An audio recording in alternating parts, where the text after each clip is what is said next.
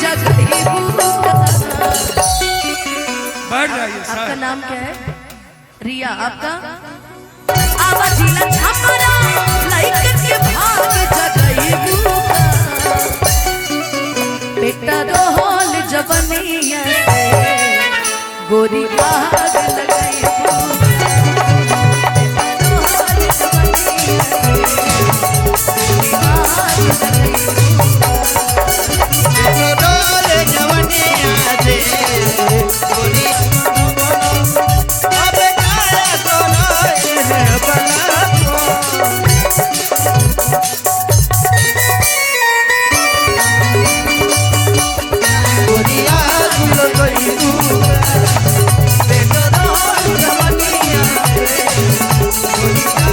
पप्पू पप्पू। और का गोलू भैया?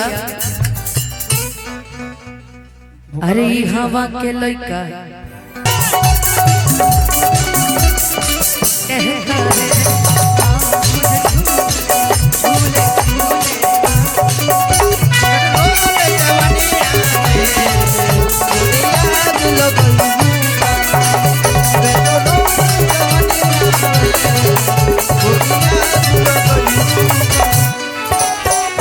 जानते हैं, कभी कभी चैनल वाले हमसे कहते हैं कि दीदी आप पीछे हो जाते हैं और सब आगे हो जाते हैं, आप दिखवे नहीं करती हमको, इसीलिए इस बार हम भीड़ चीर के आगे आ रहे हैं ना।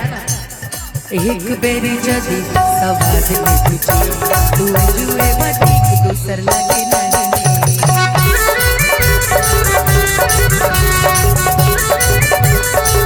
सीखे सारी अरे कहीं आने चीजवा चिखही बुआ।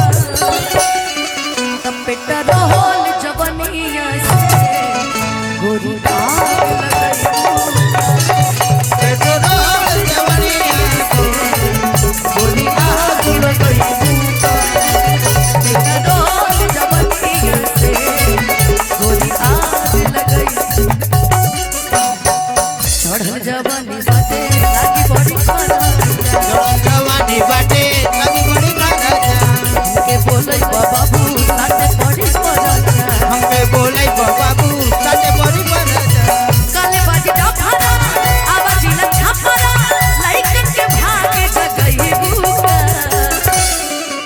बेटा रोहल जवनिया से गोरी आग लगाई बुका। बेटा रोहल जवनिया से गोरी आग लगाई बुका। बेटा रोहल जवनिया से गोरी आग लगाई बुका। बेटा रोहल जवनिया से गोरी आग लगैबूका। साहब की अगर बढ़िया लगा लोगे तो कुछ थपड़ी बजा के कम से कम एक बार जोरदार ताली अनुपमा